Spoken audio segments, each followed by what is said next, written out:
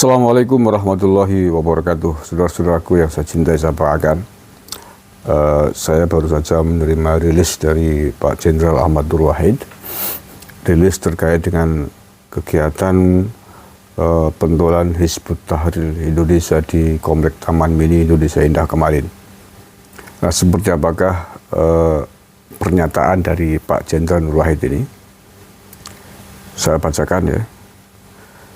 Kegiatan metamorfoso di Taman Mini Indonesia Indah yang diduga organisasi Hizbut Tahrir Indonesia viral di media sosial. Pihak aparat telah mengusut dan mendalami dugaan keterkaitan acara tersebut dengan organisasi terlarang HTI.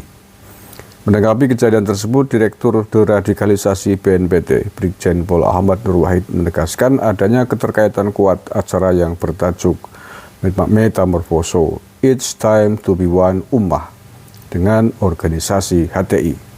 Indikasi ini bisa dilihat dari dua aspek pembicara dan substansi narasi yang dikembangkan dalam kegiatan tersebut. Dugaan kuat itu terkait HTI, memang tidak mungkin mereka akan meminta izin dengan memakai atribut HTI. Tetapi dari aspek substansi kegiatan, penyelenggara dan pembicaranya terkait dengan HTI. Makanya mereka berkedok acara Isra Mi'raj dengan substansi tentang penegakan khilafah. Kata Pak Nur Wahid di Jakarta hari ini 23 Februari 2024. Beliau mengatakan dan memperingatkan strategi dan pola metamorfosa HTI setelah ditetapkan sebagai organisasi terlarang di Indonesia. HTI sangat pintar melakukan metamorfosa gerakan yang menginfiltrasi masyarakat, khususnya anak-anak muda. Metamorfosa itu hanya perubahan fisik dan bentuk, tetapi tidak merubah substansi. Begitulah HTI juga sedang mengalami proses metamorfosa dari organisasi resmi menjadi gerakan dengan beragam nama, tetapi substansi ideologi dan ajarannya sama. Demikian kata Pak Nur Wahid ya. Sejak resmi dibubarkan pada tahun 2017, menurut Pak Nur Wahid, HTI bukan berarti telah tumbang. Gerakan ini terus melakukan gerakan di bawah tanah atau secara terbuka dengan mengganti nama organisasi dan kegiatan di tengah masyarakat. Pembubaran HTI kan sebenarnya bukan solusi tuntas. Selama ideologinya tidak bisa dilarang, organisasi ini bisa berkamuflase dalam bentuk gerakan, narasi, dan organisasi non-formal. Secara narasi, kelompok ini saat ini lebih memilih menggunakan kata One Ummah sebagai kamuflase khilafah. Itulah sebenarnya strategi metamorfosa, kata Pak Nur Wahid. Karena itulah ia meminta baik aparat maupun masyarakat untuk mewaspadai metamorfosa gerakan HTI. Selama tidak ada aturan pelarangan ideologinya, kelompok ini akan terus bergerak di tengah masyarakat dengan beragam nama, organisasi, dan kegiatan yang menyasar khususnya anak-anak muda. Sejak dulu saya menegaskan pentingnya pelarangan aspek penyebaran ideologinya yang bertentangan dengan dasar negara. Selama ini belum dilakukan tugas kita. Tentu selama ini belum dilakukan, tugas kita tentu membentengi anak-anak muda dari virus ideologi HTI dalam berbagai bentuk nama, organisasi, dan kegiatan. Pak Nur Wahid. Oke ya. Iya, saya sepakat sekali dengan beliau, Pak Nur Wahid. Saya pernah berdiskusi juga dengan beliau tentang ideologi khilafah ini, tentang ideologi salafi, wahabi, takfiri, tentang ideologi yang mengajarkan kemudian memiliki pemikiran bahwa negara ini negara tauhid kalau belum berdasarkan syariat Islam, kalau negara ini belum diatur dengan aturan Islam versi mereka gitu ya. Jadi ini memang PR besar yang belum diselesaikan oleh negara hari ini. Bagaimana caranya melarang ideologi kelompok-kelompok HTI ini. Ini ajarannya belum dilarang. Lain dengan komunis kan sudah ada undang-undang yang melarang ajaran komunisme disebarkan. Sehingga siapapun yang menyebarkan ajaran komunisme di Indonesia langsung ditangkap oleh polisi.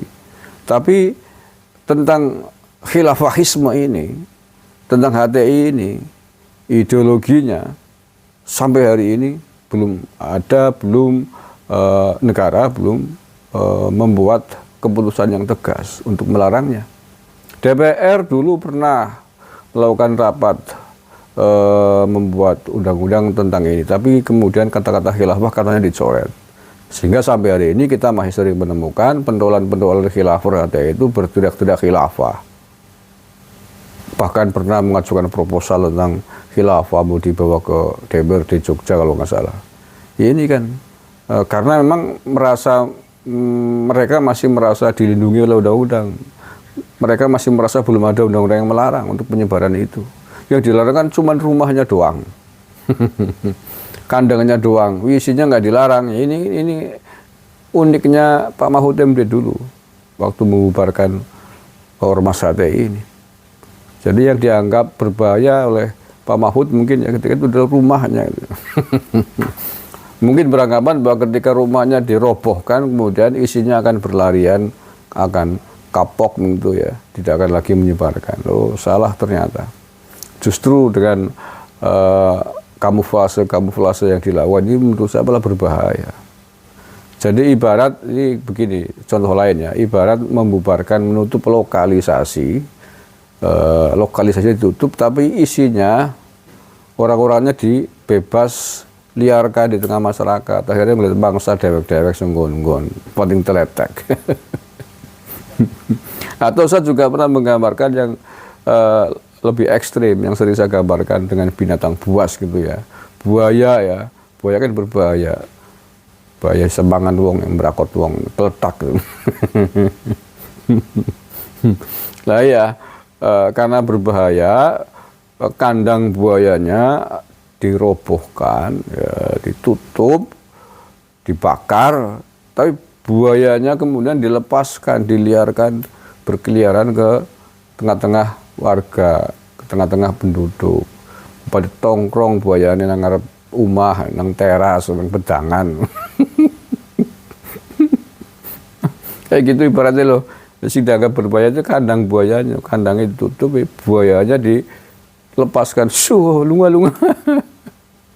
Akhirnya itu buayanya bertongkrong nang teras rumah, nang buritan, di belakang rumah, gitu. Di samping rumah. Lo ya nawang liwat kencot keletak ya. Makanya menurut saya yang penting adalah bagaimana membuat aturan negara ini melarang penyebaran ideologi khilafah itu. Melarang orang-orang siapapun yang berani koar-koar khilafah cekel cek balonan Nusa Kambangan gitu loh. Ya, Omber Pak Nur Wahid di Nusa Kambangan itu penjenengan pernah ke sana kan kemarin. Kalau di Jakarta nggak muat untuk memenjarakan aktivis-aktivis anggota khilafah, nggak usah khawatir. Cilacap, Omber, Pak Nusa Kambangan itu, Pulau Nusa Kambangan ya. Saya sering ke sana main. Di sana ada 17 ekor harimau tutul, jangan khawatir. Ada puluhan ribu ular kobra yang disebarkan.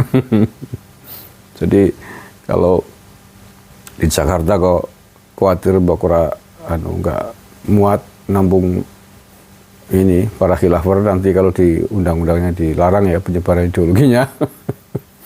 Lebar aja ke Nusa Kambangan, wah, panjang Nusa Kambangan itu degradasi.